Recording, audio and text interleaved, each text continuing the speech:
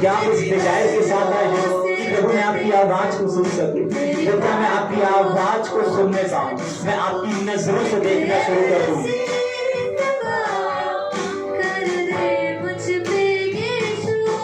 तेरी नजरों से मैं देख सकूं, तेरी बातों को मैं सुन सकूं, एक ऐसी कृपा कर दे मुझ पे यीशु।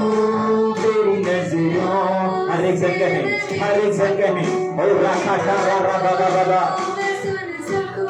एक ऐसी कृपा कर दे मुझ पे। ये सब एक गीत नहीं, लेकिन आपके हृदय से, आपके आत्मा से, आपके सच्चाई से निकलने वाली वो पुकार हो जाए, जिस प्रकार को प्रभु भूल रहा है, जिस प्रकार को प्रभु छा रहा है, वो पुकार बन जाए। तेरी नजरों से मैं देख सकूं, तेरी बातों को मैं सुन सकूं, एक ऐसी कृपा कर दे मुझ पे यीशु। तेरी नजरों से मैं देख सकूं, तेरी बातों को मैं सुन सकूं, एक ऐसी कृपा कर दे मुझ पे यीशु। हो पुछना और ताजा हो अभिषेक आज मुझ पे, हो पुछना और ताजा हो अभिषेक।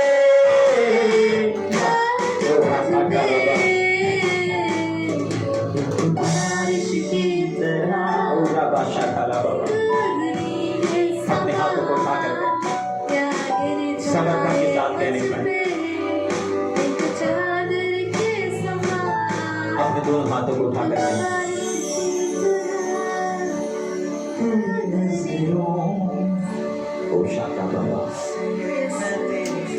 प्रभु आज हर एक वचन मेरे जीवन को बदल दे। आज का प्रकाशन मेरे जीवन में एक प्रकाश को लेकर के आए, एक ऐसी ज्योति को लेकर के आए जिस ज्योति से प्रभु मेरी हर एक वीरान जिंदगियों में रोशनी आ जाए। एक ऐसी रोशनी आ जाए, एक ऐसी ज्योति आ जाए जो एक ज्वाला के समान, जो एक मिसाल के समान, जो एक ऐसी मशाल जिस मशाल से वो बहुतों को रोशन कर सके। एक ऐसा प्रकाशन, एक ऐसा वचन का प्रकाशन आज मेरे हृदय में आकर के ठहर जाने पाए। ऐसी कृपा को चाहते हैं प्रभु, ऐसी कृपा और ऐसी दया को चाहते हैं, ऐसी नजरों को चाहते हैं प्रभु कि आज हमारी दृष्टि हमारे मोबाइल पर न रहे, आज हमारी दृष्टि समय पर न रहे, आज हमारी दृष्टि कहीं जाने के ऊपर न रहे, आज हमारी दृष्टि खाने और पीने पर न रहे, लेकिन आज हमारी दृष्टि को आप अपने वचन की ओर लेकर के चलो।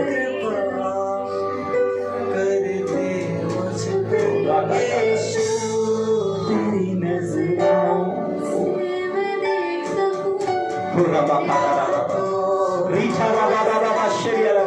कहे उससे प्रभु आज मैं कोई और आवाज को नहीं सुनना चाहता, आज मैं अपने पड़ोसी की आवाज को नहीं सुनना चाहता। जो व्यक्ति, जो भाई, जो बहन मेरे, जो बच्चे मेरे बगल में बैठे हैं, मैं उनकी आवाज को नहीं सुनना चाहता।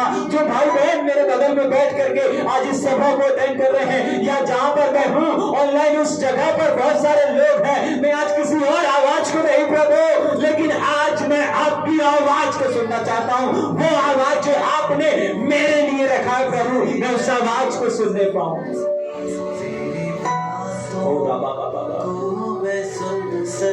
बस प्रभु बस बस होगा शफाया कर दे मुझ पे यीशु। तेरी नजरों पूरा खाशाला मारिया हर फला वहां से रीगा ललबा एक ऐसी कृपा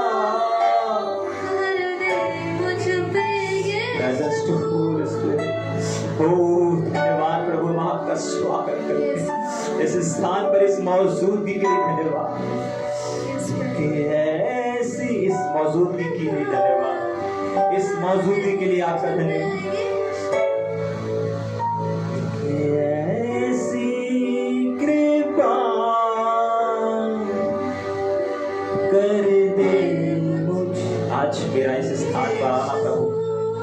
संडे की तरह नहीं, और सप्ताहों की तरह नहीं, और महीनों की तरह नहीं, लेकिन जीवन बदलने वाला हो जाए।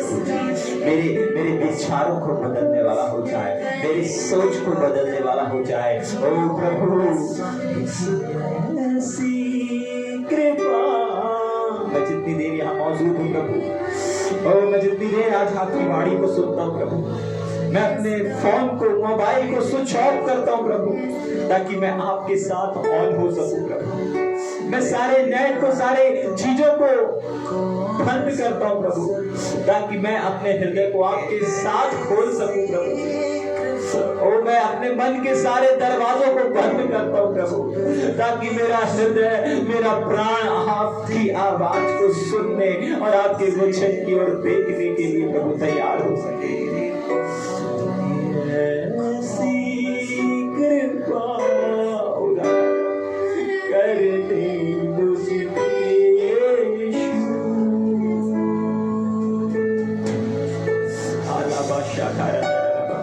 आज मैं अपने जीवन में, आज मैं अपने उद्देश्य में, आज मैं अपने सेवकाई के उद्देश्य में एक बड़े बदलाव को लेकर के जाने पाऊं, एक बड़े विस्फोट को देखने पाऊं प्रभु जी, जो मेरी परिस्थिति को, हर एक मेरी उलझन को, हर एक मेरे सवालों के जवाब को मैं यहाँ से प्राप्त करके जाने पाऊं। प्रभु, मैं जैसा आया था प्रभु, अपनी जिंदगी को लेकर के, अपनी मायूसी को लेकर के, अपनी उन फिक्रों को लेकर के प्रभु, लेकिन आज आप ऐसी कृपा करें प्रभु कि आज मैं उन सारी चीजों का समाधान यहाँ से लेकर के जाऊं। ये भवन प्रभु ईंट और सीमेंट और रेतों से नहीं बना प्रभु। इस भवन में प्रभु जी, ये भवन ईंट का नहीं है प्रभु जी, ये भवन आपका है प्रभु। ये स्थान प्रभु जी, और यहाँ पर प्रभु जी, और पता इसकी मजबूती लोहों से नहीं है प्रभु जी, इस सीमेंट के पाइप से, खंभों से और इन चुराइयों से नहीं प्रभु जी, लेकिन ये भवन को आपने बनाया प्रभु। आज एक इस भवन में आपकी महान, अद्भुत और अलौकिक कृपा को हम देखने पाए। ऐसी कृपा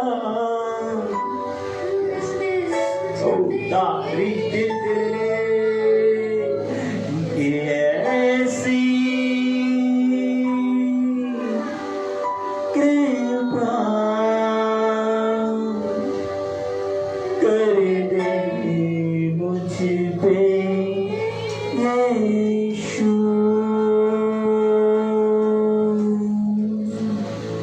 पिता यीशु नासरी के नाम से मांगते हैं, आमीन आमीन। सभी को प्रेज द लॉर्ड, जय मसीह की। यीशु जिंदा है, यीशु जिंदा है, यीशु राजा है, यीशु राजा है। आमीन। क्या एक बार अपने स्थान में खड़े होकर के बोल सकते हैं? जो इधर हैं वो इधर आ जाएंगे, कुछ लोग जो हाँ यस, एक बार मेरे साथ बोल सकते हैं, यीशु जिंदा है, यीशु जिंदा है, यीशु राजा है, यीशु राजा है। आमीन। निश्चय परमेश्वर आज आपके जीवन में असाधारण चीजों को करने पाए। कितने लोग तैयार हैं? कितने लोग चाहते हैं कि परमेश्वर आज उनके जीवन को बदल करके रख दे? देखिए, आप बैठ जाएंगे। आप कह सकते हैं कि भैया हमारा जीवन ऑलरेडी संसार से निकल करके जब हम ज्योति में आ गए हैं, तो हमारा जीवन क्या हो गया है? ऑलरेडी क्या हो गया है? ऑलरेडी अंधकार से निकल करके जब हम ज्योति में आ गए हैं, तो क्या हो गया है? हम ऑलरेडी ज्योति के संतान हो गए हैं, ऑलरेडी हम ज्योति में आ चुके हैं। लेकिन उसके बावजूद भी बहुत बार हम अपने जीवन को देखेंगे तो छोटी छोटी जगहों पर, छोटी छोटी चीजों में हम एक अंधकार को देखते हैं, एक मायूसी को देखते हैं। कितने लोग देखते हैं? देखते इतना ज्यादा देखते। हाथ उठाएंगे ना? हाथ उठाएंगे। कितने लोग अपने जीवन में ज्योति में आने के बाद भी कभी कभी अंधकार को देखते हैं, मायूसी को देखते हैं, निराशाओं को देखते हैं, और तो ठोकरों को देखते हैं, धोखे को देखते हैं। देखते हैं ना? हाँ, बहुत बार हमारी जिंदगियों में हमको ऐसा लगता है कि अरे यार ये सब क्या चल रहा है, क्यों हम बढ़ोतरी को नहीं देख रहे, क्यों हम ग्रो को नहीं देख रहे हैं, क्यों हम अपने दिन प्रतिदिन किस चीज को देख रहे हैं? एक नीचे जाते हुए देख रहे हैं। हेलो, बहुत बार ऐसा लगता है ना, अरे यार मुझे तो आगे जाना चाहिए था, मुझे तो बढ़ना चाहिए था, मुझे तो और एक लेवल में आगे जाना था, लेकिन मैं आज अपने जीवन को देख रहा हूँ, अरे मेरा जीवन कैसा हो रहा है, अरे मैं बजाने के क्षेत्र में, गाने के क्षेत्र में मैं कहाँ पर हूँ, मुझे तो आगे होना चाहिए था, एक और नेक्स्ट लेवल पर जाना था, लेकिन आज क्यों मेरे जीवन में क्या है? हेलो, क्या है मेरे जीवन में? क्यों आज गहराई नजर आ रही है? क्यों मैं निचले स्तर समझते हैं? अगर मान लो ये हाई है तो यहाँ से नीचे क्या कहलाएगा? निचला स्तर कहलाएगा, गहराई कहलाएगी। ठीक है कि नहीं? तो बहुत बार हम अपने जीवनों में इस प्रकार की परिस्थितियों को देखते हैं, इस प्रकार के हालातों को देखते हैं और हमको लगता है जैसे अपन सीढ़ी चढ़ते हैं ना, कितने लोग सीढ़ी चढ़े हैं? सीढ़ी चढ़ते हैं ना, तो अपन जब सीढ़ी चढ़ते हैं और सीढ़ी चढ़ने के बाद आप क्या करते हैं? ऊपर पहुंच जाते हैं। मान लीजिए 25 या 50 कोई भी सीढ़ी है, मान लीजिए 25 सीढ़ियां हैं और आपने एक पैदान से लेकर के 25 सीढ़ी को आपने क्या किया? चढ़ा। हेलो, एक सीढ़ी से आप 25 सीढ़ियों पर आए और 25 सीढ़ियों पर पहुंचने के बाद जब आप अपने आप को कहां पर देखना चाहिए? हाँ, 26वें में देखना चाहिए। मतलब जहां पर वो खत्म होती है 25, वहां पर उस टॉप पर देखना चाहिए। लेकिन आप जब देखते हो चढ़ने के बाद आपका पसीना निकला, बहुत कुछ थकावट भी आया, लेकिन उसके बाद जब आप देख रहे हैं मैं तो अभी भी पहले में हूं, मैं तो अभी कहां हूं? हेलो, समझ में आ रहा है? मैं तो अभी भी क्या हूं? पर एक बार एक ऐसे केस हुआ और उस केस में क्या हुआ?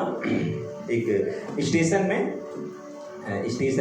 स्टेशन या मॉल में, एक बार एक मॉल में वो जो स्लाइडर वो लगी रहती, सीढ़ी लगी रहती है, उसमें खड़े रहना पड़ता है और खड़े होकर के क्या करना पड़ता है?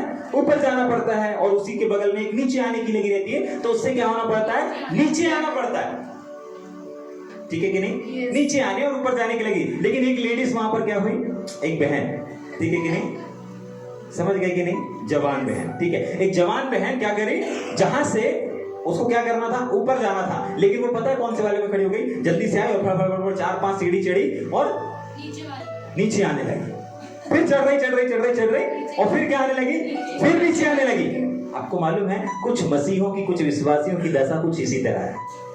खूब कोशिश कर रहे हैं बढ़ने की, लेकिन थोड़ी दूर अपन देखो, ऐसा नहीं कि उसमें आगे नहीं बढ़ सकते, जा सकते हैं कि नहीं जा सकते? हाँ, आप जल्दी 4-5, वो तो 300 सीढ़ी चढ़ पाई, लेकिन अगर जवान भाई लोग रहेंगे तो भाई लोग तो 5-10 सीढ़ी इकट्ठे चढ़ जाएंगे, लेकिन टॉप पर नहीं पहुंच पाएंगे, क्योंकि वो सीढ़ी कहां पर आ रही है? नीचे आ रही है। आज बहुत सारे ऐसे क्षेत्र हैं जहां पर आप क्या कर रहे हैं? बढ़ने की बजाय घट रहे हैं, नीचे जा रहे हैं। लेकिन प्रेज गॉड कि आज हम परमेश्वर के वचन से हर एक उन गिरावट को, हर एक उस गहराई को क्या करेंगे? उस गहराई से बाहर निकल करके आएंगे। ठीक है कि नहीं? और पता है कैसे आने जा रहे हैं? जैसे हम जा रहे हैं वैसे नहीं।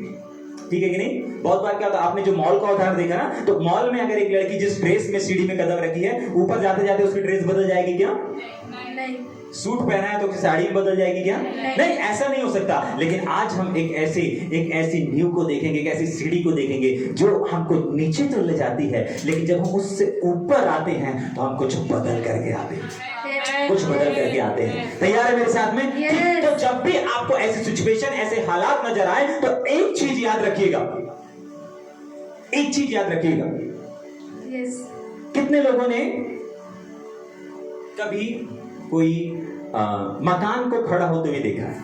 मकान को बनते हुए देखा है? देखा है। कुछ तो बोल रहे हैं कि भाई हम तो बनाने ही वाले बैठे हैं। ठीक है कि नहीं? खुश नहीं है? ठीक है, कोई बात नहीं, अभी आप ही उछल करके रिसीव करेंगे। ठीक, सुनेंगे ध्यान से ना। परमेश्वर का वचन बताता है जब भी आपको ऐसी सिचुएशन दिखे ना, आपको एक चीज को देखना है, और वो है जब भी कोई घर बनाया जाता है तो उसमें सबसे पहला काम होता है किसका? नींव खोदने का। किस चीज का? नींव खोदने का काम होता है। और अगर वहां पर इतना 1 फीट का अगर नींव खोद करके अपन ने उसमें लोहा डाला और लोहे को बांध करके, लोहे को बांधा जाता है ना, जिसके साथ में वो रहता है, लोहे की पूरी गट्ठी आती है, उसको वहां से काटा जाता है और नाप करके कितना 1 फीट, मान लीजिए 1 फीट गहरा करना है तो 1 फीट गड्ढा खोद करके, और उसको क्या किया जाता है? बहुत सारे लोग 4 तारों से बांध दिया जाता है, फिर छोटे-छोटे रिंग लगाए जाते हैं, बहुत सारी चीजें होती हैं, और उन सबको करके ऐसा उस 1 फीट गड्ढे में डाल दिया जाता है। है ना? है ना? उस लोहे को कहां पर लेकर के गया? उस गहराई में लेकर गया। कितनी गहराई है? 1 फीट 1 फीट गहरा। अब इस 1 फीट गहरे में जाने में उसको कोई दर्द हुआ होगा, तकलीफ हुआ होगा? बिल्कुल हुआ होगा भाई। अरे अपने से बिछड़ के नहीं हुआ। जिन लोगों के साथ मार्केट में जब लोहा खरीदने गए, कभी कोई देखिए कितने सारों के साथ में रहता है ना, कितने सारे उसकी टीम रहती है ना, नहीं रहती? हाँ, तार का जो बंडल रहता है वो भी अपने पूरी यूनिटी के साथ में रहता है, नहीं रहता? यस रहता जागृत? यस हाँ, रहता है।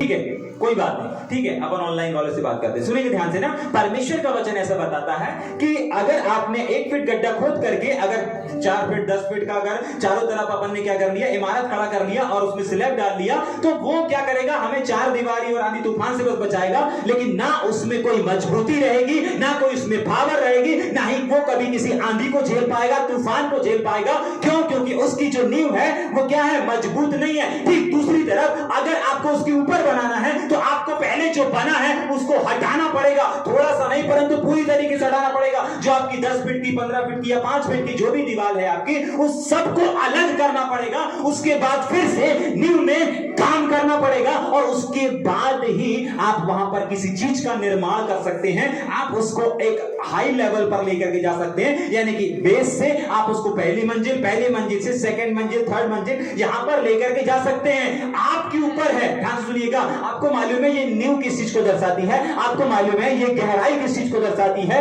ये आपके जीवन को दर्शाती है। आज आपको आपके जीवन में अंधकार नजर आ रहा होगा, ठोकर नजर आ रही होगी, बिछड़ना नजर आ रहा होगा। लोहार अपने लोगों से बिछड़ा, वो जो तार है वो भी अपने लोगों से बिछड़ा। ये सारा बिछड़ना, ये सारी चीजें किस चीज को दर्शाती है, हमारे और आपके जीवन को दर्शाती है। और बाइबल ऐसा बताती है, परमेश्वर का वचन ऐसा कहता है कि जब जब लोगों को गड्ढे में डाला गया है, जब जब परमेश्वर के सेवकों को गड्ढे में डाला गया है, जब जब परमेश्वर के लोगों को गहराई में नीचे ढकेला गया है, तब तब परमेश्वर ने उनको उसी गड्ढे से निकाल करके खड़ा किया है। क्यों? और सुनेंगे, आपको मालूम है जितना नीचे गहराई में जाएंगे, मतलब जितना आप दबने के लिए तैयार हैं, परमेश्वर उतना ही आपको उठाने के लिए तैयार है। अगर आप छोटे से गड्ढे से, अगर आप छोटे से तकलीफ से, अगर आप छोटी सी रुकावट से, अगर आप छोटी सी बेइज्जती से, अगर आप छोटे से अपमान से ठहर जाते हैं, आप अभी थोड़े से 4 फुट की दीवार खड़ा करके आप उसमें काम चला सकते हैं। यानी कि आपकी जो नींव है, आपका जो घर बना है, वो मजबूत घर नहीं बना है, लेकिन आप दर्द सह सह के जुल्म सह के अत्याचार सह के वो गहराई है जो आप जा रहे हैं। आपको अगर आलोचना किया जा रहा है, आपकी अगर बदनामी की जा रही है, ये गहराई में, ये गड्ढे में डाला जा रहा है। अगर आपके ऊपर झूठा आरोप लगाया जा रहा है, ये झूठा आरोप और कुछ नहीं है, बाइबल बताती है ये गड्ढा है। अगर आपका अपमान किया जा रहा है, ये अपमान नहीं है, ये वो गड्ढा है, ये वो गहराई है जहां पर आज लोग आपको ढकेल रहे हैं। लेकिन मैं आपको बताना चाहता हूं, आज जो आपको छीना जा रहा है, आज जो आपको नीचे ढकेला जा रहा है, परमेश्वर आपको उसी जगह पर, आप जिस लोहे को गहराई में जाते हुए देखते हैं, है ना, सर्च करना, जितने लोग मुंह बंद करके बैठे हैं वो लोग सर्च करना कि कैसे मकान बनाया जाता है, ठीक है कि नहीं। तो जब लोहे को पूरा लोहे से, उसकी ग्रिल से, रेत से बांध करके जब उस गहराई में डाला जाता है ना, तो उस जब लोहा, आप इमेजिन करें कि आप वो लोहा है, आप उस गहरे अंधकार में जा रहे हैं, आप बिछड़ तो गए हैं, आपको बिछड़ने का दर्द हुआ है, अपने लोगों से बिछड़ने का दर्द हुआ है, अपनी मंडली से बिछड़ने का दर्द हुआ है। अब क्या किया जा रहा है, अब ऐसे जैसे वो कारीगर होता है ना, उसको लोहे को बांध बूंद के तारे से कहां डाल रहा है, गड्ढे में डाल रहा है, उस सुरंग में जो एक छोटा सा खोटा है उसमें डाल रहा है। और डालते समय पता है लोहा क्या सोचता रहता है, ओ मैं बिछड़ गया हूं, मेरा सब कुछ छिन गया, मेरे दोस्त चले गए, मेरा मित्र चला गया, मैं जिनके बीच में रहा करता था, जहां पर मुझे बल मिलता था, वो सब का सब छिन गया है और मुझे कहां डाला जा रहा है। जैसे ही वो मिस्त्री कारीगर उसको गहराई में डालता है, वो गहराई में जाते जाते न जाने कितने आंसू बहाता है, कितने रोता है। आपको मालूम है ये लोहा और कोई नहीं, ये आपके जीवन को दर्शाता है। और ये जो गहराई है ये और कुछ नहीं, आपके जीवन की वो परिस्थिति, वो हालात को दर्शाती है जिनसे होकर के आज आप गुजर रहे हैं। आपको मालूम है कुछ समय के बाद, कुछ दिनों के बाद वो लोहा जैसा जाता है वैसा बाहर नहीं आता। वो जंग के साथ गया होगा, रोते हुए गया होगा, अपने लोगों से बिछड़ते हुए गया होगा, लेकिन जब वो बाहर आता है, जब वो जा रहा होता है ना, उसको कोई देखता नहीं। जब वो खड़ा होता है ना, उसको पूर देते हैं, उसमें सीमेंट डाल देते हैं, मसाला डाल देते हैं, उसको कोई देखता नहीं है।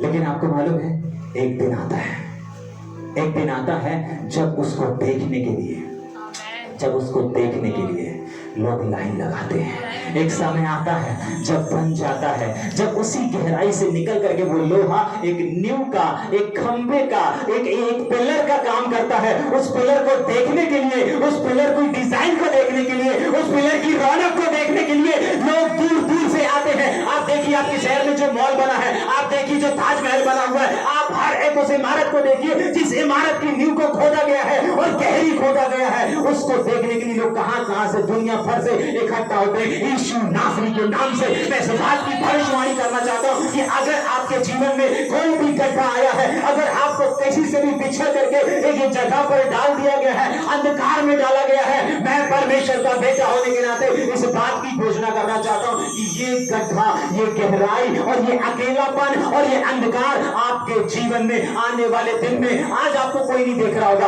आज आपको कोई पूछ नहीं रहा होगा, आज आपकी कोई केयर नहीं कर रहा होगा। क्यों? क्योंकि आज आप कहां पर हैं? उस अंधेरे गड्ढे में चले जा रहे हैं। लेकिन प्रेज़ गॉड की परमेश्वर का वचन आया है और परमेश्वर का वचन कहता है कि इसी गड्ढे से निकालूंगा, इसी परिस्थिति से निकालूंगा, इसी हालात से निकालूंगा और यहीं पर खड़ा करूंगा, यहीं पर खड़ा करूंगा, तेरे लोगों के बीच में खड़ा करूंगा। और जितने जबलपुर के लोग हैं, परमेश्वर कह रहा है मैं जबलपुर में ही मेरे बेटे, मेरी बेटी, तुझे खड़ा करूंगा, तुझे, और लोग तुझे देखने के लिए आएंगे। तेरे उस कारीगरी को जिसको मैंने डिजाइन किया है, तुझे किसी और ने आकार नहीं दिया, तुझे मैंने आकार दिया है। क्योंकि एक समय था कि तू अकेले गड्ढे में जा रहा था, अकेले गहराई में जा रहा था, कोई नहीं था तेरा, कोई नहीं था तेरे साथ देने वाला, कोई नहीं था तेरे सेवकाई में साथ देने वाला। कोई बात नहीं, मैं था, ओ कोई नहीं हमारे ग्रुप का साथ देने वाला, लेकिन मैं था, मैं देख रहा था। हाँ, तेरे साथ में कोई नहीं देख रहा था, तुझे कोई नहीं देख रहा था, तेरी परिस्थिति को कोई नहीं देख रहा था,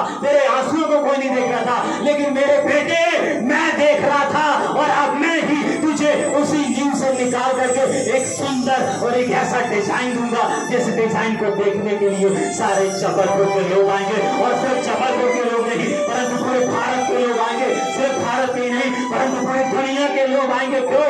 क्योंकि आप इस गहराई से निकालने वाला परमेश्वर है और वो परमेश्वर आपसे का काम देने जा रहा है। यीशु मसीह के सामर्थी नाम में, यीशु मसीह के लहू के द्वारा। ये सिर्फ एक भविष्यवचक शब्द नहीं, आज आप सिर्फ संदेश को सुनने नहीं यहाँ पर इकट्ठे हुए, परंतु आज आप यहाँ से अपनी परिस्थिति, अपने हालात और अपनी हर एक उन चीजों में एक चमत्कार को देखने जा रहे हैं। और ये आने वाले दिनों में नहीं होगा, ये अभी और इसी समय से होना शुरू हो जाएगा। अगर आज आपके जीवन में, मैं इस चीज की घोषणा नहीं कर रहा हूँ कि आप आने वाले दिन में देखेंगे, लेकिन मैं इस बात की भविष्यवाणी कर रहा हूँ कि आप आज और अभी से देखना शुरू करेंगे, अपने जीवन में देखना शुरू करेंगे। जहां पर आपको अंधकार दिख रहा है, आपको मालूम है जब लोहा बिछड़ गया, लोहा को लग रहा अब मेरा काम खत्म, अब मेरी जिंदगी खत्म, अब मेरी जिंदगी इसी अंधकार में रहेगी। इमेजिन करें वो लोहा उस गहराई में जा रहा है, क्या सोच रहा है?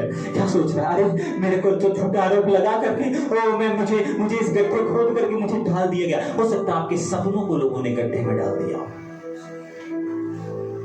हो सकता है आपके भविष्य को लोगों ने गड्ढे में डाल दिया, हो सकता है आपके परिवार के भविष्य को लोगों ने गड्ढे में डाल दिया, हो सकता है आपके फाइनेंस को लोगों ने गड्ढे में डाल दिया, हो सकता है आपके ऊपर है आप कौन से गड्ढे में।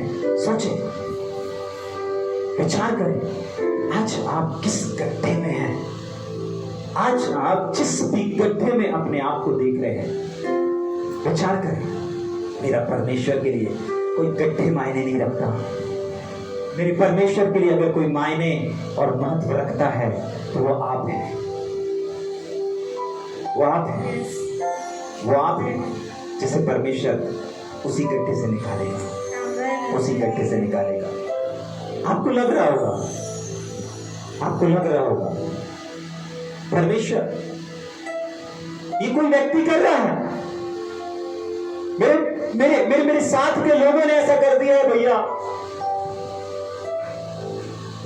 मुझे ठोकर खिलाने वाला, मुझे छोड़ करके जाने, मेरे अपने लोग हैं भैया।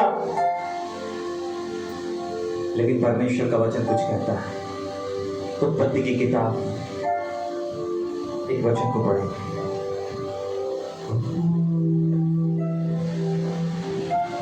उत्पत्ति 49:24 वचन।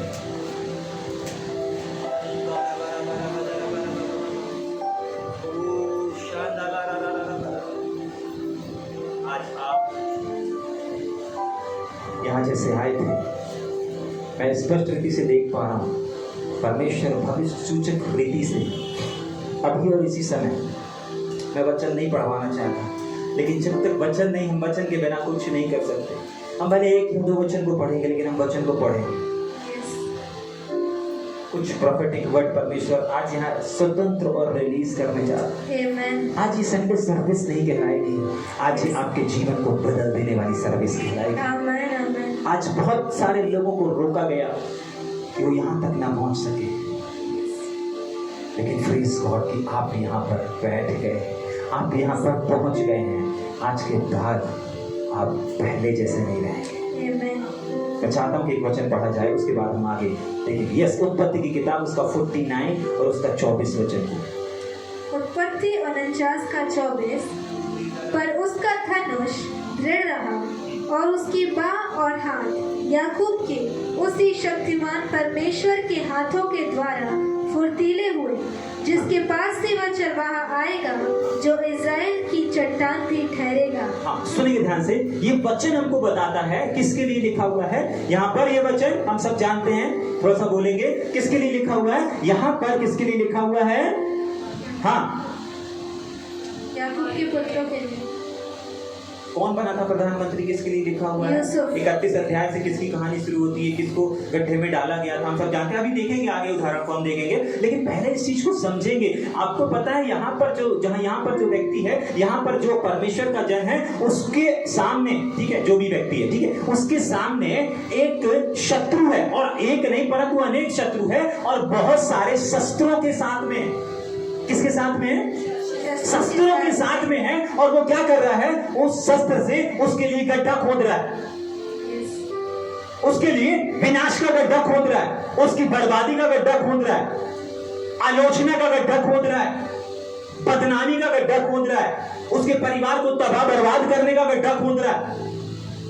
हेलो, बहुत बार हमको लगता है इस भाई ने मेरी जिंदगी खराब कर दी, इस बहन ने मेरी जिंदगी खराब कर दी, ये मेरे साथ में काम करता था, इस साथ में काम करने वाले ने धोखा दे दिया, मैं इस पर सबसे ज्यादा भरोसा करता था। भैया आपको नहीं मालूम, मैं अपनी सब बातें उसको शेयर करता था। भैया आपको नहीं मालूम, भैया शाम को जब हम लोग इकट्ठे होते थे, सारी बहनें मिलकर के बैठती थी, मैं अपने दिल को बयान कर देती थी, मैं कुछ छुपाती नहीं थी। भैया वो जो पार्टनर था ना, जिसके साथ हम काम कर रहे थे, वो पार्टनर के साथ में मैं आंख बंद करके विश्वास करता था। भैया उस पार्टनर ने मुझे बर्बाद कर दिया। भैया अलग से डील कर लिया, अलग से सब कुछ कर लिया, मुझे कुछ नहीं दिया। भैया व्यापार में कब में से साइन करवा लिया। भैया उसने गलत किया, मैंने उसके ऊपर विश्वास करके प्रॉपर्टी में साइन कर दिया। भैया और उसने सब कुछ अपने नाम करवा लिया। भैया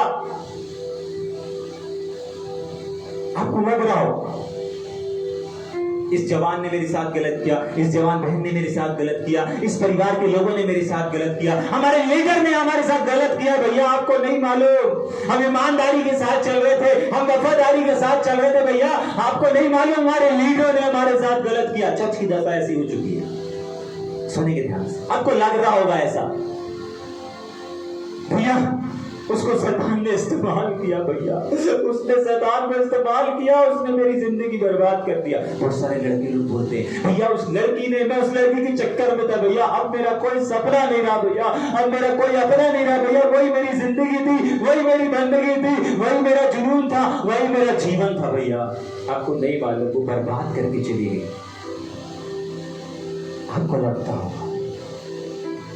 लगता होगा भैया वो लड़का मेरा आइडियल था। भैया वो लड़का मेरा सपना था। भैया आपको नहीं मालूम, भैया मैं उसको अपना सब कुछ दे चुकी थी। भैया मैं अपना तन दे चुकी, मैं अपना मन दे चुकी, मैं अपना धन दे चुकी। भैया मैंने अपना सब कुछ उसके ऊपर निछावर कर दिया। भैया आपको नहीं मालूम, वो मेरे साथ और दूसरी लड़की के साथ भी था। भैया और आपको अलग हो चुका है। आपको लग रहा होगा कि आपकी जिंदगी को बर्बाद करने वाला वो भाई है, वो बहन है।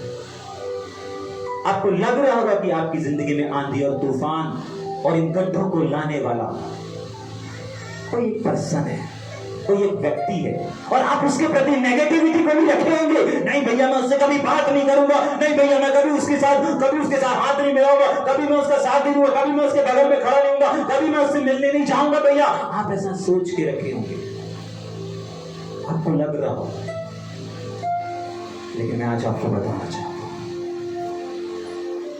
परमेश्वर का वचन कह रहा है उत्पत्ति 49 कि जितने भी लोग आपके आसपास थे और इनके पास ये एक गड्ढे का काम कर रहे थे, शस्त्र से आपके जीवन में गड्ढा। भैया मैं पूरा डिपेंड होकर के काम कर रहा था, भैया मैं तो यही सोच रहा था कि मैं इसके साथ सेवा कर रहा हूँ, मैं इस परमेश्वर के जन के साथ सेवा कर रहा हूँ। मुझसे कोई पूछता था, मैं यही बताता था कि नहीं हम लोग साथ में काम करते हैं, साथ में काम करते हैं। मैं अपने नाम के आगे उनके नाम जोड़ता था भैया, मैं ये जोड़ता था भैया, लेकिन हमको ऐसा लग रहा है, हमको ऐसा लग रहा है कि ऐसा हुआ है, लेकिन बाइबल बताती है, परमेश्वर का वचन बताता है 49 के 24 वचन में।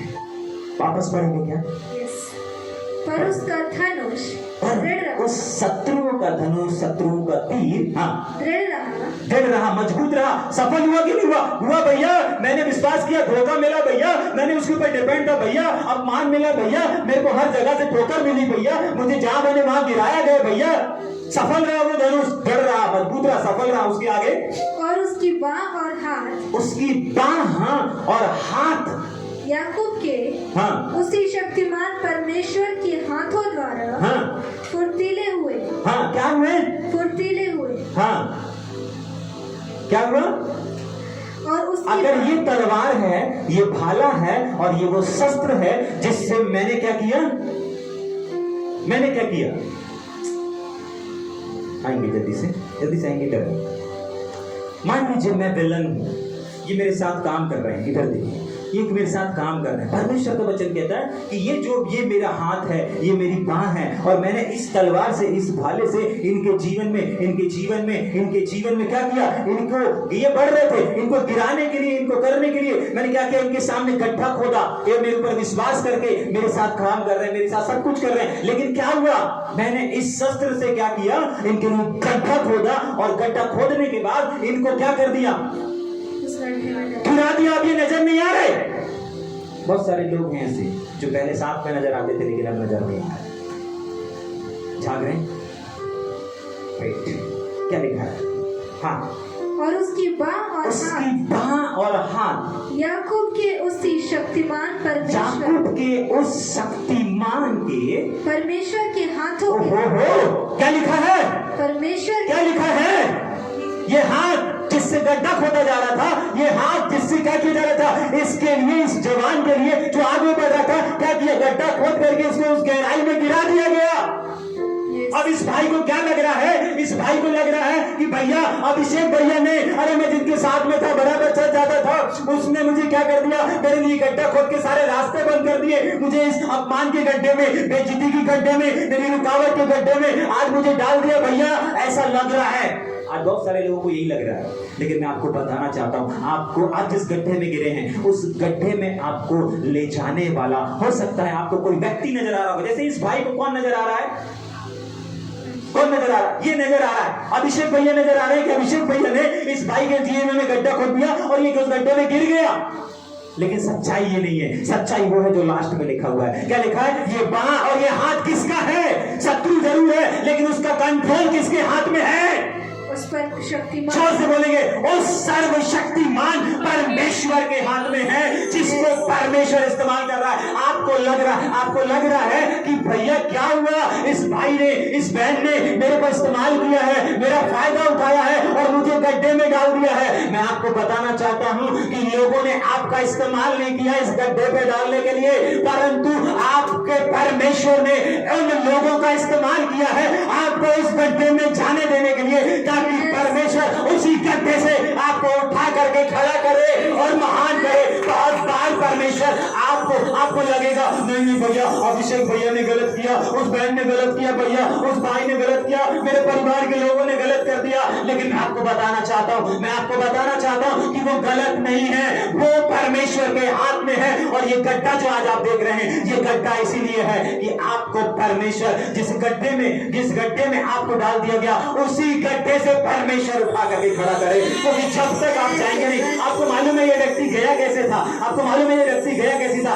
जब गड्ढे में डाला गया तो कैसे था, इनके शर्ट उतार दिया गया था, इनको बनियान पर बिल्कुल कुछ भी नहीं था, ऐसा डाला गया इनको गड्ढे में। लेकिन जब ये बाहर आया, ये एक नए रूप में, एक नए अवतार में बाहर आया। आपको मालूम है बाइबल में बहुत सारे ऐसे उदाहरण हैं जिनको हम देख सकते हैं। लेकिन मैं आपको बताना चाहता हूं कि परमेश्वर ने ऐसे बहुत सारे लोगों के जीवन में काम किया जिनको गड्ढे में जाने दिया। आपको लग रहा होगा भैया परमेश्वर कैसे कर सकता है? परमेश्वर नहीं कर रहा है, परमेश्वर उन लोगों का, परमेश्वर आपके शत्रु का, परमेश्वर आपके उन लोगों का जिनके बीच में आप रहते, उनका इस्तेमाल कर रहा है आपको गहराई में जाने देने का, ताकि जितनी ज्यादा गहराई होगी उतना ही ज्यादा मजबूती से आप खड़े होंगे। जितनी कम गहराई में आप जाओगे, मिस्त्रियों से पूछ लीजिएगा, सर्च कर लीजिएगा सोशल मीडिया में कि अगर जितनी कम गहराई रहेगी उतना कम मजबूत वो घर रहेगा। लेकिन जितना ज्यादा धोखा मिलेगा, जितना ज्यादा अपमान मिलेगा, उतना ज्यादा आपका जीवन गहराई में जाता जाएगा।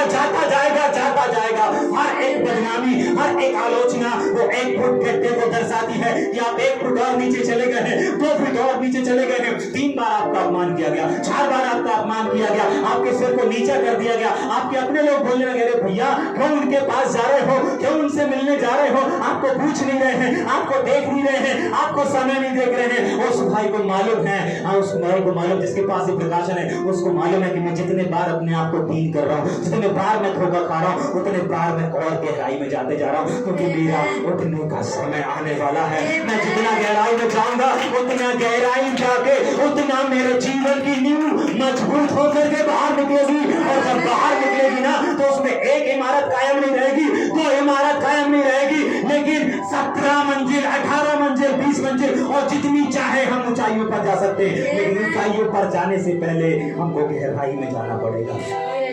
पौलुस कहता है, मैं घटना जानता हूं, मैं गहराई में, मैं नीचे बैठना जानता हूं। बहुत बार ऐसा देखा जाता है, अगर कोई व्यक्ति आराधना कर रहा है, बाकी सारे लोग शांत रहते हैं। क्यों? अरे हम ज्यादा अच्छा गाने वाले हैं, हम ज्यादा अच्छा गाने वाले हैं, आज वो आराधना कर रहा है, आज वो लीड कर रहा है, तो हम नहीं गाएंगे। क्यों? हम ज्यादा टैलेंटेड हैं। आप गहराई में प्रभु ले जाने के लिए आपको ऐसा करना है।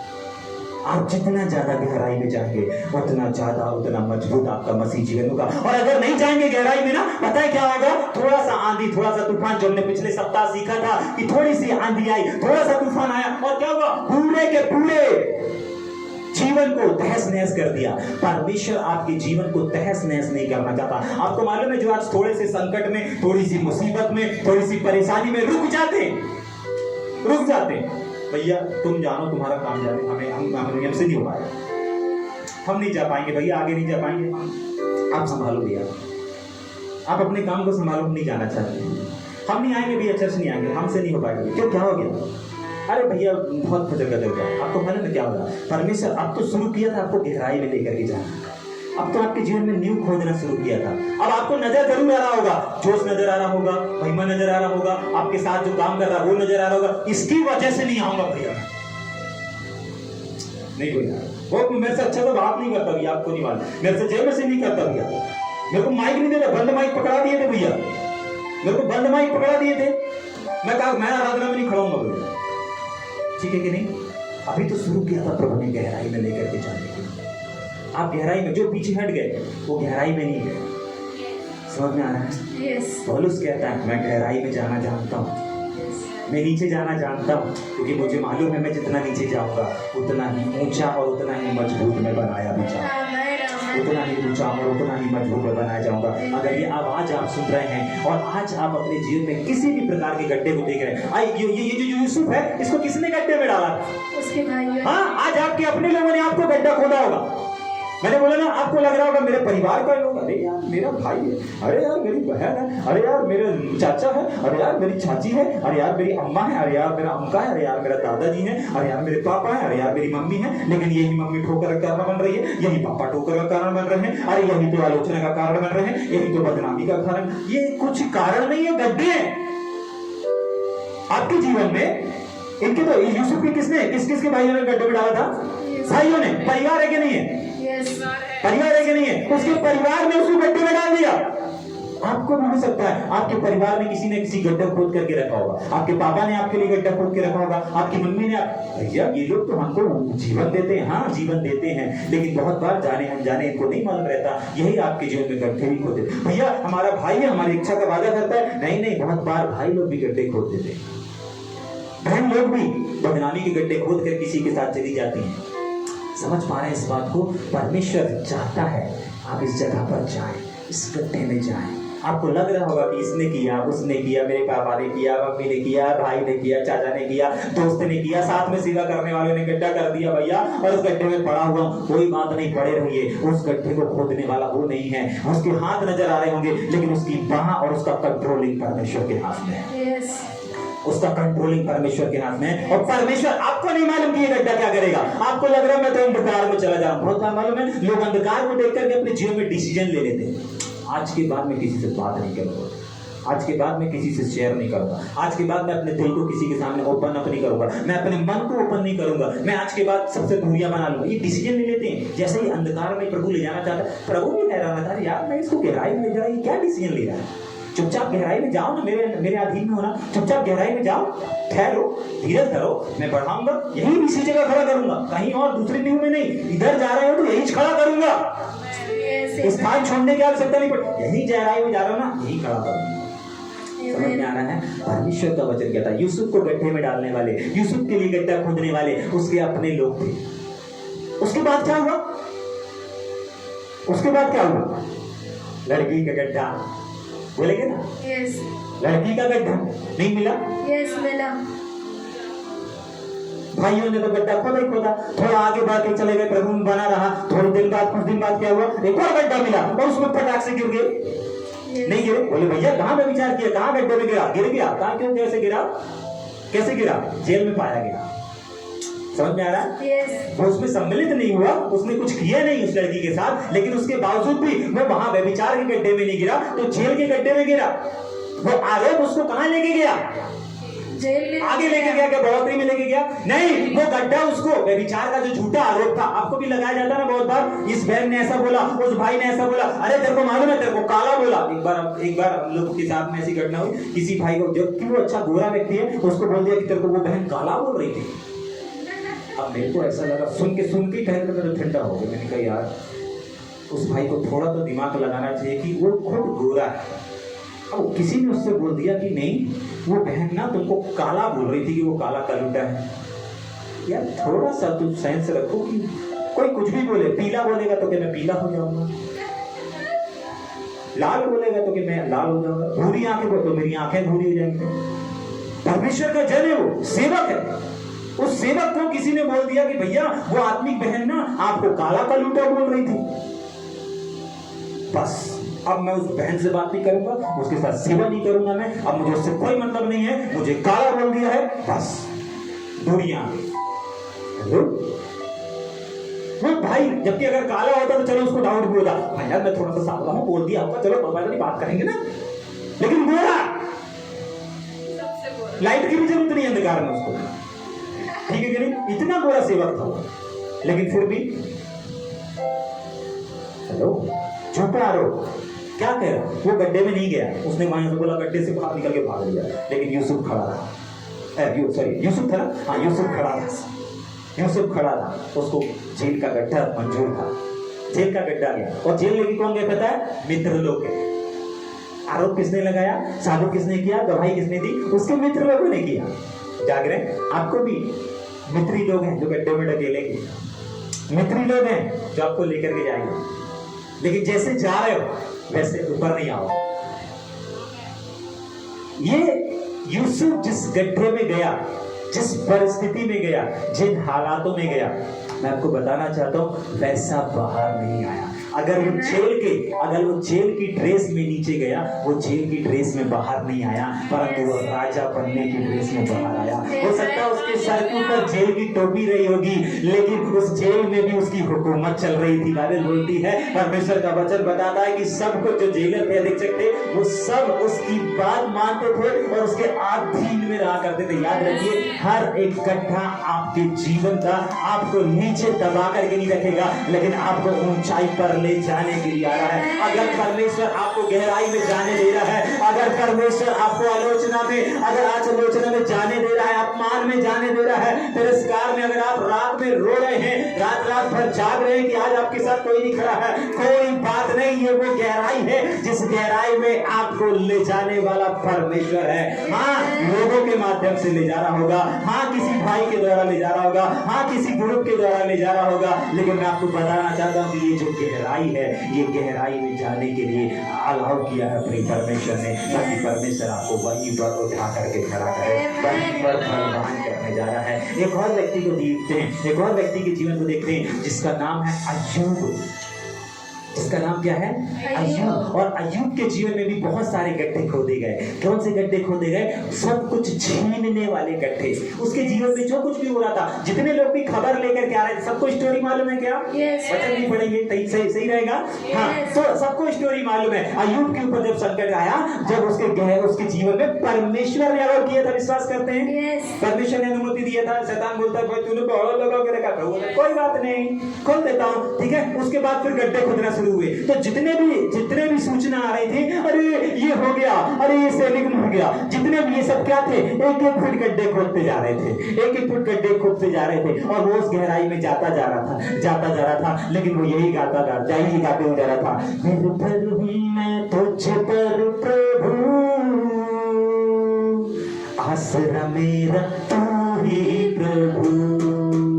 आपको मालूम है जितने गड्ढे आ रहे थे, अरे सुनो, शत्रु ने चढ़ाई कर दिया, एक गड्ढा, अरे तेरे बच्चे मारे गए, एक और गड्ढा, अरे तेरे मित्र तेरे साथ गलत कर रहे, एक और गड्ढा, गड्ढे करते करते उसको नीचे ले जाते जा रहे थे। लेकिन हम सब जानते हैं कि अय्यूब के साथ क्या हुआ। सब कुछ छिन गया था। आज अगर अपने जीवन को देखेंगे, आपका भी सब कुछ नहीं छिना है। सब कुछ का मतलब होता है सब कुछ। आपके पास तो अभी आपके ऊपर हाथ रखने वाला कोई है।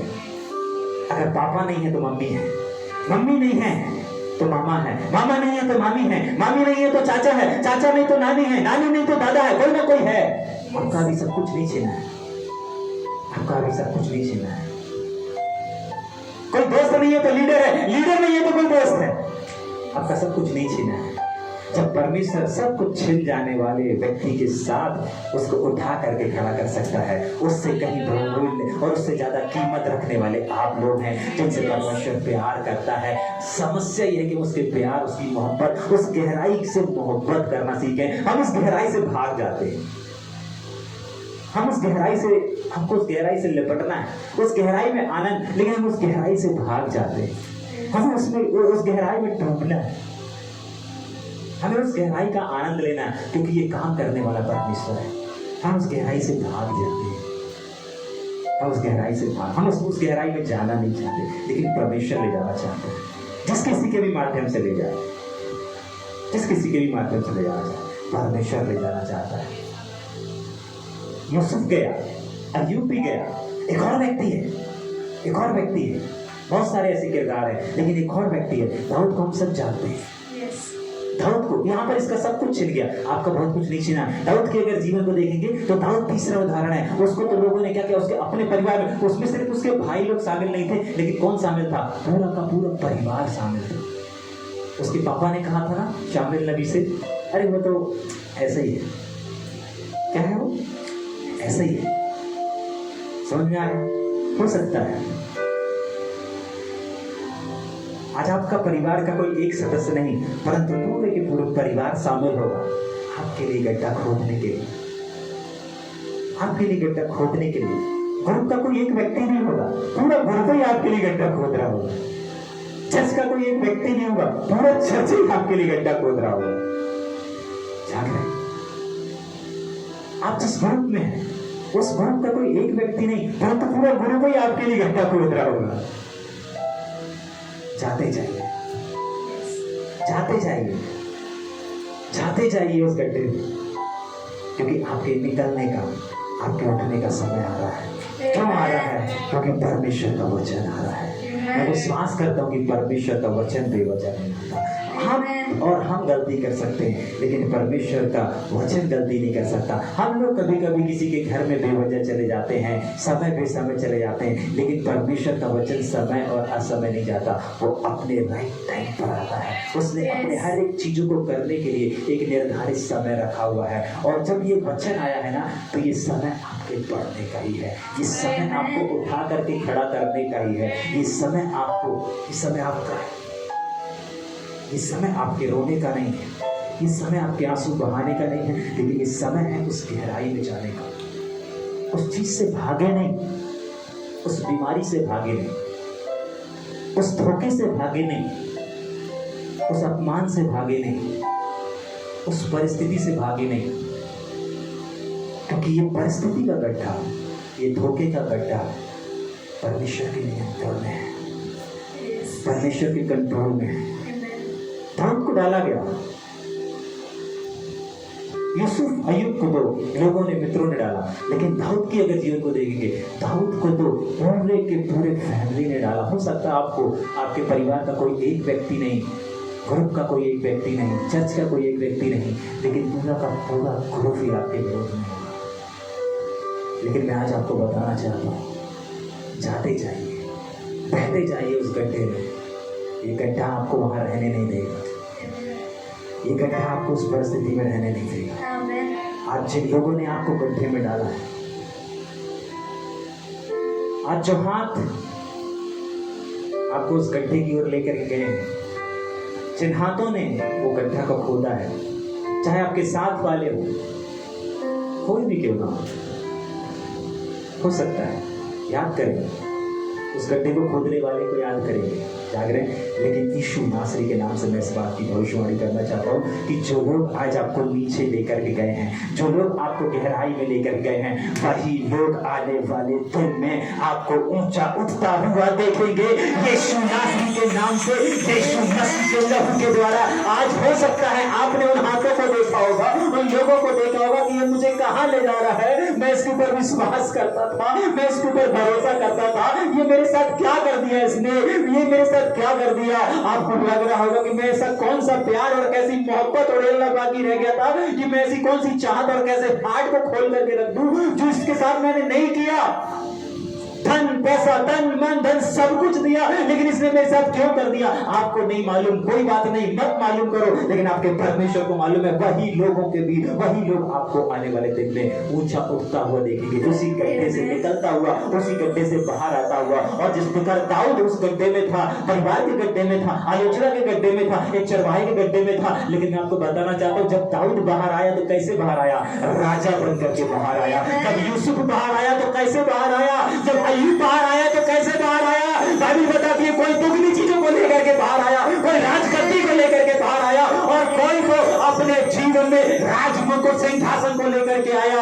बाइबल बताती है जितने लोगों को गड्ढे में डाला गया, आज भी जब परमेश्वर के लोगों को गड्ढे में डाला जाता है, परमेश्वर उनको उस गड्ढे से वैसे नहीं निकालता जैसे वो डाले गए थे। अपन को सरिया वैसा नहीं मिलेगा, अपन को लोहा वैसा नहीं मिलेगा जैसा उस गहरे में डाला गया था। नहीं, उसको तो कोई निकाल भी नहीं पाएगा, उसको तो कोई उखाड़ भी नहीं पाएगा। बड़ी बड़ी क्रेनें बुलवानी पड़ती है उसको 10 से मस करने के लिए। क्यों? क्योंकि अब वो गहराई में जा करके क्या हो चुका है, इतना मजबूत और इतना विस्फोटक बन चुका है कि अब वो किसी इंसान के बस की बात नहीं है। अब उसको इंसानों से परे एक शक्ति की आवश्यकता है, जिसको जेसीबी बोला जाता है, मशीन बोला जाता है, क्रेन बोला जाता है। आपको भी जब आप इस गड्ढे में जा रहे हैं ना, और जब आप इस गड्ढे से बाहर निकलेंगे, संसार की कोई ताकत आपको गिरा नहीं सकती, संसार की कोई ताकत आपको मिटा नहीं सकती। क्यों? क्योंकि आपको इस गहराई में जाने के बाद परमेश्वर ने वो आकार और वो मजबूती दे दी है जैसे कोई भी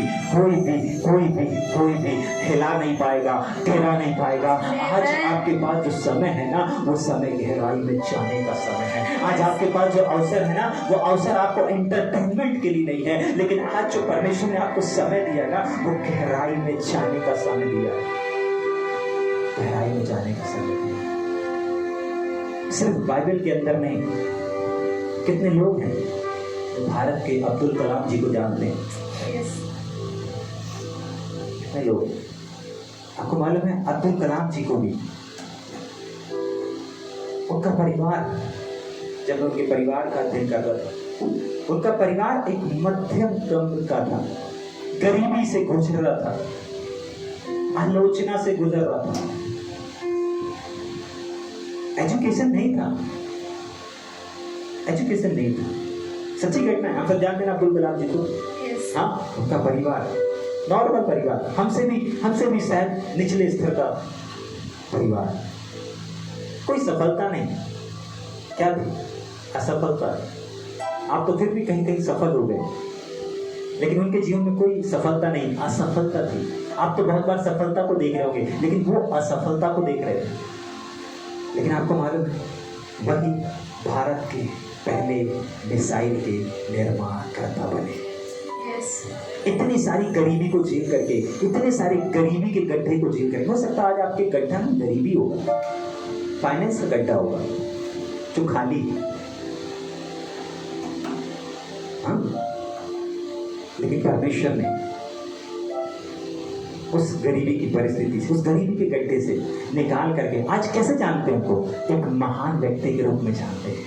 आज जितने लोग इस गड्ढे में पड़े हैं, उन सबको परमेश्वर निकाल करके महान बनाने जा रहा है। Amen. आपको यहाँ पर परमेश्वर ने सिर्फ सरमन सुनने के लिए, आराधना गीतों को गाने के लिए नहीं बुलाया, आपको परमेश्वर ने महान बनाने के लिए लेकर के आया है। आज अगर जो परिस्थिति से होकर के आप गुजर रहे ना, ये परिस्थिति का गड्ढा, ये गरीबी का गड्ढा आपको महान बनाने के लिए, अगर अब्दुल कलाम जी के जीवन में हो सकता है, आपके जीवन में क्यों नहीं हो सकता? एक और आखिरी उदाहरण देके खत्म करेंगे। एक और व्यक्ति, ये भी सच्ची घटना है, जैसे भारत के अब्दुल कलाम जी को हमने देखा, ऐसे ही साउथ अफ्रीका, दक्षिण अफ्रीका के एक व्यक्ति थे, जिन्होंने अपने जीवन में बहुत सारे दुख को देखा, दर्द को देखा, तकलीफ को देखा, और ये दर्द, ये तकलीफ उनके जीवन में एक ऐसे मोड़ को लेकर के आया, उनको अपने जीवन के, ध्यान सुनिएगा, उनको अपने जीवन के 27 साल जेल में गुजारना पड़ा। जेल, जो 4 दीवारों को बंद, कोई अपना नहीं, कोई रौनक नहीं, कोई कुछ नहीं, एक दिन नहीं, 27 महीने नहीं, 27 सप्ताह नहीं, लेकिन 27 साल उन्होंने कहां पर गुजारा? जेल खाने में गुजारा। 27 साल। सोच करके देखें, इमेजिन करके देखें, इन 27 सालों में उनने न जाने कितने अपमान को सहा। जेल में कोई आदर देता है क्या? नहीं। हमारे बीच में गेस्ट आए हैं, हमारे बीच में एक अपराधी आए हैं, आइए हम इनको फूलों से बहुत स्वागत करें, ऐसा होता है क्या? एक क्रिमिनल की नज़रों से देखा जाता है, एक मुजरिम की नज़रों से देखा जाता है, एक गुनहगार की नज़रों से देखा जाता है। लेकिन मैं आपको बताना चाहता हूँ, ये सच्ची घटना है, ये सच्ची घटना है। अगर आपको उनका नाम सर्च करना है, नेल्सन मंडेला जी, नेल्सन मंडेला जी की बात मैं बता रहा हूँ। बहुत सारे इन 27 सालों में उन्होंने अपमान को सहा, दर्द को सहा, पीड़ा को सहा, अपनों से दूर होने को सहा। ये सारी चीजें उनके जीवन में गड्ढे को लेकर के आए हैं। ये गड्ढे को दर्शाते हैं। तिरस्कार होता था उनका, उनके फैमिली का, बदनामी होती थी। तेरा बेटा जेल चला गया, तेरा बेटा जेल में है, आज आपकी भी हो रही होगी। तेरा भाई शराब पीता है, तेरे मोहल्ले में झगड़ा हो रहा, तुम्हारे परिवार में ये चल रहा, तुम्हारे परिवार में वो चल रहा है। कोई बात नहीं, कोई बात नहीं। उस शराबी भाई को एक गड्ढे के रूप में देखना है मुझे। परिवार में जो गलत चीजें चल रही उसको एक गड्ढे के रूप में देखना है। ये 27 साल जेल में थे, 27 साल जेल में थे। भैया वहां तो हमेशा कचर कचर होता रहता है, भैया वहां तो हमेशा लड़ाई झगड़ा चलता रहता है। अरे भैया क्या करेंगे जाकर के, कोई ग्रोथ नहीं दिखता भैया। 27 साल इन चीजों को सहा, इन चीजों को देखा उन्होंने अपने जीवन में। लेकिन मैं आपको बताना चाहता हूँ, जब 27 साल बाद वो जेल से बाहर आते हैं, अपने जीवन की एक नई शुरुआत को करते हैं। और आपको मालूम है, उस अंधेरी कोठरी में जहाँ पर वो रहा करते थे, उस अंधेरी कोठरी में परमेश्वर का एक प्लान था उनके जीवन में। आपको मालूम है, जब परमेश्वर ने उनको उस अंधकार से, उस गड्ढे से, उस जेल के गड्ढे से निकाला, तब कहाँ पर ला करके खड़ा किया? कहाँ पर ला करके? कोई अधिकारी बनाया? कोई अधिकारी बनाया? कोई अच्छी नौकरी दे दी? कोई अच्छा बिजनेस दे दिया? नहीं। आप पढ़ लीजिएगा, सर्च कर लीजिएगा गूगल में, आपको पता चलेगा परमेश्वर ने उस काल कोठरी में जहाँ पर वो 27 साल रहे, इतनी आलोचना और इतनी तमाम चीज़ों को सहा, उन 27 सालों में परमेश्वर उनके लिए प्लान कर रहा था। जितना ज़्यादा वो 27 साल गहराई में थे, 27 साल उन्होंने उस गड्ढे का जीवन जिया, लेकिन 27 साल बाद जब वो बाहर आए, बाइबल बताती है और इतिहास बताता है कि उनको परमेश्वर ने दक्षिण अफ्रीका का प्रधानमंत्री बना करके खड़ा किया। जरा सोच करके देखें, 27 साल उन्होंने ऐसे जगह पर जीवन को गुजारा और 27 साल बाद जब परमेश्वर ने उनको बुलाया और खड़ा किया, 27 साल जेल में गुजारने के बाद जब परमेश्वर ने उनको खड़ा किया, तो पूरी साउथ अफ्रीका, दक्षिण अफ्रीका के प्रधानमंत्री, राष्ट्रपति बना करके खड़ा किया।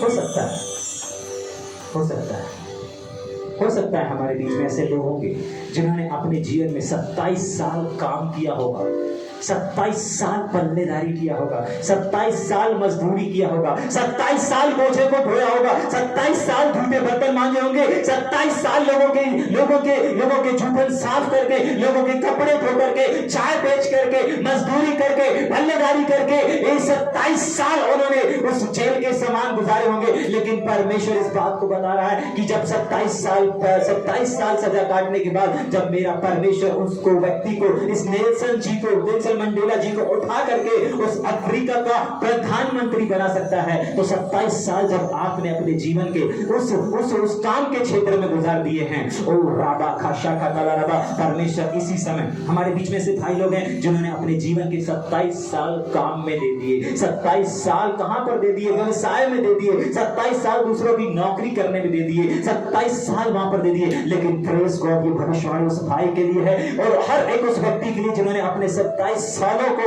अपने इतने वर्षों को कहां पर दिया है? संसार में दे दिया है और एक जेल, एक जिम्मेदारी के जीवन को जिया है। वो व्यवसाय करते थे अपने खुद के लिए नहीं, दूसरों के लिए, किसी बहन की शादी करने के लिए, भाई की शादी करने के लिए, किसी को हेल्प करने के लिए, किसी की मदद करने के लिए, किसी सेवकाई में मदद करने के लिए, इन्हीं सब में उन्होंने अपने 27 सालों को दिया। लेकिन मैं घोषणा करना चाहता हूं हर एक उस भाई और हर एक उस सेवक के लिए जिन्होंने अब तक अपने जीवन को संसार और संसार के कामों के लिए दिया, दूसरों के लिए दिया। हो सकता है 27 साल आपने दे दिया होगा, लेकिन मैं इस बात की घोषणा करना चाहता हूं कि अब जब परमेश्वर आपको उठा रहा है, इस 27 साल बाद जब आपको उस गड्ढे से निकाला, उस नौकरी से निकाला, उस काम से, उस जिम्मेदारी से निकाल कर निकाला है, तो आपको साधारण रहने नहीं देगा, आपको असाधारण रूप से, असाधारण रीति से खड़ा करेगा। क्यों? क्योंकि परमेश्वर का वचन आया है और जब परमेश्वर का वचन ही कहता है कि मैं बदलने वाला नहीं हूं, जब मैं नेल्सन मंडेला जी के जीवन में कर सकता हूं, अभिषेक में तेरे जीवन में कर सकता हूं, मेरी बहन में तेरे जीवन में कर सकता हूं, मेरे भाई में तेरे जीवन में कर सकता हूं। अगर नेल्सन मंडेला जी 27 साल जेल में गुजार करके एक प्रधानमंत्री बन सकते हैं, तो अभिषेक तुम 27 साल बेरोजगार, तुम रोजगार और तमाम जीवन को, जो पल्लेदारी और तमाम गरीबी का जीवन था, एक व्यवसाय का जीवन था, एक जिम्मेदारी का जीवन था, मैं इस जीवन से तुम्हें निकाल करके भी ऊंचाइयों पर खड़ा कर सकता हूं और अपनी महिमा के लिए इस्तेमाल कर सकता हूं। क्योंकि जिस नेल्सन मंडेला को इस्तेमाल किया वो भी परमेश्वर वही है और इस अभिषेक को भी और हर एक सेवक को भी जो परमेश्वर 27 साल में उठाएगा, वो उठाने वाला भी परमेश्वर है। परमेश्वर है, परमेश्वर है। क्यों? क्योंकि परमेश्वर का वचन कहता है, परमेश्वर का वचन कहता है आपका टूटना आपकी हार नहीं है, आपका गहराई में जाना आपका समापन नहीं है, लेकिन आपका गहराई में जाना, आपका टूट जाना एक शुरुआत है जो आज के बाद से आप अपने जीवन में देखेंगे, आज के बाद से आप अपने परिवार में देखेंगे, आज के बाद आप अपने हर एक उस सिचुएशन में देखेंगे। क्यों? एक आखिरी वचन को पढ़ेंगे भजन संहिता 145 उसका 14 और भजन 103 का 4। एक क्षण पढ़ेगा, बाकी सब लोग अपने स्थानों में खड़े हो जाएंगे। बाबा शाला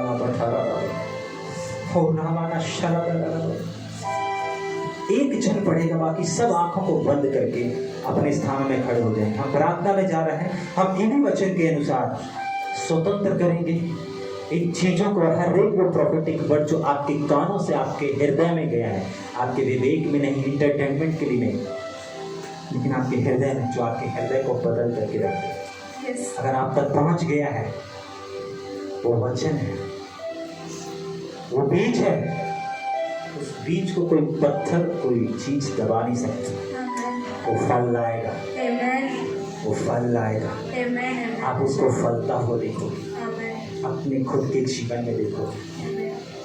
आज का संदेश किसी और के लिए नहीं, आपके पड़ोसी के लिए नहीं, आपके रिश्तेदार के छुटकारे के लिए नहीं, हर एक सुनने वाले के लिए। चाहे आप ऑनलाइन सुन रहे हैं, चाहे आप ऑफलाइन सुन रहे हो, हर एक सुनने वालों के लिए। बहुत बार हमारे पास सरमन आता है, दूसरे के लिए आता है कि मुझे उसको बताना है, मुझे उसको बताना है, लेकिन आज सरमन आया है आपके। आज परमेश्वर की आवाज आई है आपके लिए और आपको उठाना चाहता है। गड्ढे में आप गिरे हो, आपका पड़ोसी नहीं। आपको लोगों ने ठुकराया है, आपको लोगों ने अपमानित किया है, आपके पड़ोसियों को नहीं, आपके रिश्तेदारों को नहीं, आपको ही परमेश्वर उठाएगा। कहां से उठाएगा? 2 वचन को पढ़ के हर एक आंख बंद करिए, कृपया करके थोड़ी देर अपनी आंखों को बंद करें। हम इन 2 वचनों को सुनेंगे। भजन संहिता 145 का 14, भजन 103 का 4। भजन संहिता 145 का 14। यहोवा सब गिरते हुओं को संभालता है और सब झुके हुओं को सीधा खड़ा करता है। यस, वापस पढ़ेंगे। यहोवा सब गिरते हुओं को संभालता है। सब गिरते हुओं को। लोग सोच रहे गिर गया, लोग सोच रहे समाप्त हो गई इनकी पिक्चर, लोग सोच रहे समाप्त हो गया इनका जीवन, लेकिन परमेश्वर कह रहा है, मैं 45 का 14, यहोवा हाँ, सब गिरते हुओं को सब गिरते संभालता हुए। है। लोगों को दिख रहा है लोहा नीचे जा रहा है, गहराई में जा रहा है, अंधकार में जा रहा है, ये जीवन आपका अंधकार में जा रहा है, लेकिन परमेश्वर कह रहा है बिल्कुल चिंता नहीं कर, जाते जा गहराई में, अपमान को सहता जा, आलोचना को सहता जा, हर दर्द को सहता जा, नीचे मैं मिलूंगा। क्या लिखा है? उसको गिरते हुए को उस गिरते हुए को। ये गिरना क्या है? ये आपका जीवन है जो गहराई में जा रहा है, लेकिन प्रभु कह रहा, मेरी बेटी, मेरा बेटा, तू जा रहा ना गहराई में, लेकिन देख उस गहराई में एक हाथ, हर एक आंख बंद हो, इस गहराई में जब तू जा रहा है, देख एक हाथ है, ये मेरा हाथ है जो तुझे संभालने के लिए, क्या लिखा हुआ? संभालने के लिए, संभालने के लिए तेरे पास चला आ रहा है। इस गहरे अंधकार में तुझे कुछ नजर नहीं आ रहा है, लेकिन मैं जानता हूं थोड़ी देर बाद तू देखेगा, और तेरे बाद देखने के बाद ये तेरे लोग देखेंगे कि तुझे समाप्त नहीं कर दिया गया, मिटा नहीं दिया गया, लेकिन तुझे संभाल लिया गया है। तू गिर रहा था विनाश के गड्ढे में, लेकिन गिरते हुए को संभाला गया है, गिरते हुए को उठाया गया है। लोगों ने सोचा इसकी जिंदगी खत्म हो गई, इसके पापा नहीं, इसके मम्मी नहीं, इसकी पत्नी नहीं, इसके बच्चे नहीं है, इसके लोग नहीं है, इसके साथ इसके सेवा करने वाले नहीं है, सबने गड्ढे खोद के चले गए। लेकिन परमेश्वर कह रहा है उस गड्ढे में मेरा हाथ तुझे संभालने के लिए चला आ रहा है। मेरे बेटे, मेरी बेटी, वो हाथ को तू देखने जा रहा है, अभी से देखने जा रहा है, और आज के बाद दुनिया देखेगी, लोग देखेंगे, पूरा दुनिया देखेगी। सिर्फ भारत एमपी नहीं, परंतु पूरा वर्ल्ड देखने जा रहा है परमेश्वर के उस हाथ को, और उस हाथ को, और उस हाथ के साथ साथ आपको देखने जा रहा है। एक और वचन को पढ़ेंगे जल्दी से। भजन 103 उसका 4 वचन, भजन 103 उसका 4 वचन। वही तो आपको विश्वास करना पड़ेगा, आपको ये प्रकाशन के साथ चलना पड़ेगा। जब आप इस दहलीज को पार करते हैं, इस आराधना सभा से बाहर निकलते हैं, जैसे ही आप इस सभा को समाप्त करते हैं, आप इस प्रकाशन में जाना पड़ेगा कि परमेश्वर है जो मेरे, हाँ, वही परमेश्वर है जो मेरे प्राण को नाश होने से बचाता है। हर एक नाश की योजनाएं, हर एक विनाश का गड्ढा, नाश की गड्ढा मेरे नाश के लिए नहीं था, मेरे नाश के लिए नहीं था, मुझे बचाया गया है। Yes. वही तो मेरे प्राण को नाश होने से, सत्यानाश के गड्ढे से बचा लेता है और मेरे सिर पर करुणा और दया का मुकुट बांधता है।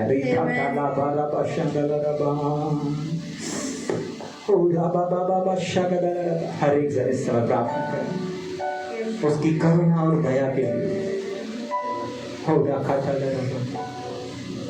तुझसे शुरू अब ये तुझे में खत्म हो। अगर आप विश्वास कर सकते, अगर आप विश्वास कर रहे हैं कि आज आप कहीं ना कहीं गड्ढे में हैं, उसका वचन कहता है गड्ढे से निकालने की ताकत मैं रखता हूं। जिस किसी ने भी डाला है, तुझे वो लोग दिख रहे होंगे, लेकिन तू गलत फहमी में है भाई, तू गलत फहमी में है बहन, कि इस भाई ने मेरा जीवन, इस भाई ने मेरा परिवार, इस व्यक्ति ने मेरा जीवन, इस व्यक्ति ने मेरी सेवकाई बर्बाद कर दी है। नहीं, उसका हाथ और उसका कंट्रोल परमेश्वर के हाथों में था। उसने तुम्हें इस्तेमाल नहीं किया, लेकिन उस भाई और उस बहन को मेरे परमेश्वर ने इस्तेमाल किया है, ताकि वो आपके जीवन में, आपके जीवन में, आपके जीवन में एक बढ़ोतरी को लेकर के आए, आपके जीवन में एक सफलता को लेकर के आए। Amen.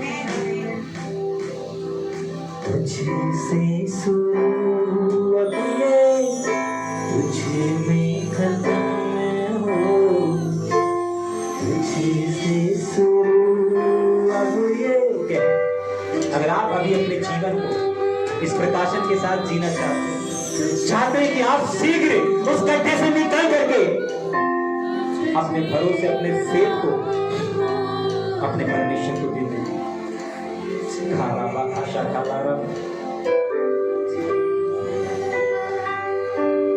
जीवन ये मेरा तुझे अर्पण हो। तुझसे शुरू अब ये तुझे में खत्म हो। जीवन ये मेरा तुझे अर्पण हो।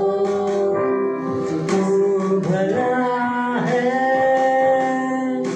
तू सर्वशक्तिमान है, तेरा हाथ ही, ये हाथ वही है जो हम परमेश्वर के वचन में पढ़ रहे थे।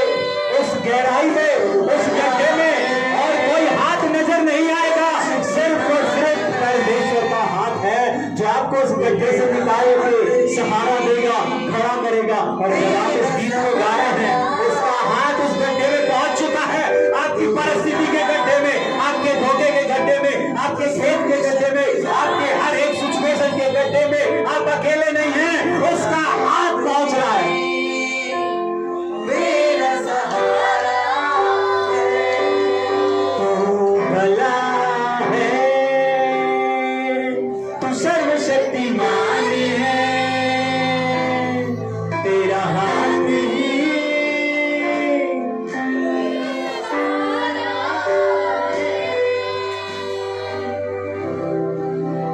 तू भला है, तू सर्वशक्तिमान है, तेरा हाथ ही मेरा सहारा है।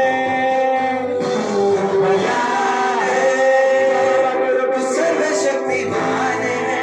आप जितना उसके हाथ को आप तेरा हाथ ही, जितना आप उसके हाथ की ओर देखेंगे वो इतना ज्यादा आपको संभालेगा।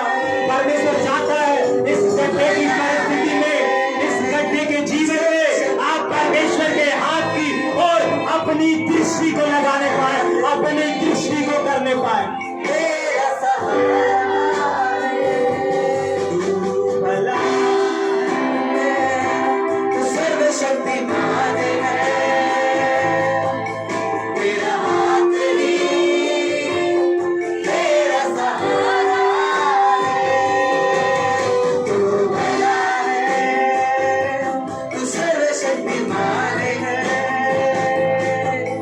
तेरा हाथ ही तेरा सहारा है। तू भला है, तू सर्वशक्तिमान है, तेरा हाथ ही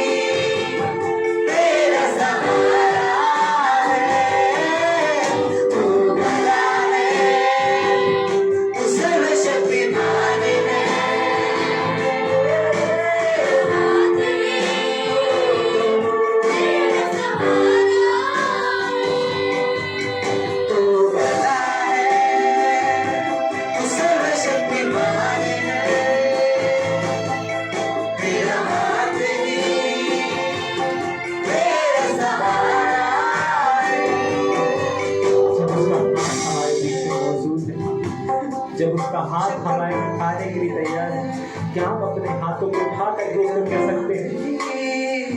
क्या आप अपने हाथों को उठा करके उससे कह सकते हैं? क्या आप अपने हाथों को उठाकर उससे कह सकते हैं? क्या आप अपने हाथों को उठाकर उससे कह सकते हैं? जब उसका हाथ आपको संभालने के लिए मौजूद है, जब आप अंगीकार कर रहे हैं, जब आप स्वीकार कर रहे हैं, तो क्या आप अपने हाथों को उठा करके उससे कह सकते हैं? तुझसे शुरू अब ये, इसके पहले मैंने जिया है प्रभु, इसके पहले भी मैंने जीवन को जिया है प्रभु, इसके पहले भी मैंने दिन गुजारे हैं प्रभु, हफ्ते गुजारे हैं, महीने गुजारे हैं प्रभु, लेकिन अब मैं अपने हाथों को उठा करके देखिए प्रभु, देखिए ना इन हाथों को, देखिए प्रभु, देखिए प्रभु मेरी जबान को, देखिए प्रभु, देखिए प्रभु मेरे अंगीकार को, देखिए प्रभु, मैं कह रहा हूँ प्रभु, मैं स्वीकार कर रहा हूँ, मैं आपको अनुमति दे रहा हूँ प्रभु जी, मैं आपको आमंत्रित कर रहा हूँ प्रभु। तुझसे शुरू अब ये, तुझ में खत्म हो जीवन ये मेरा।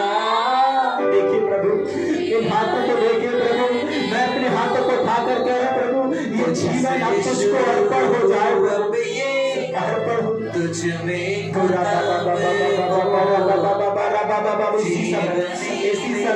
इसी समय परमेश्वर का वो अभिषेक एक चादर के समान यहाँ पर मंडरा रहा है, तो रखा था लेफ्ट और राइट साइड में, लेफ्ट और राइट साइड में मैं देख रहा हूँ स्वर्गदूत आकर के खड़े हो चुके हैं, स्वर्गदूत आके खड़े हो चुके हैं। एक स्वर्गदूत बाहर गेट पे खड़ा हुआ है और दो स्वर्गदूत यहाँ लेफ्ट और राइट में खड़े हैं, दो स्वर्गदूत यहाँ, एक राइट और एक लेफ्ट में, यहाँ पर टोटल 5 स्वर्गदूत मंडराना शुरू कर दिए।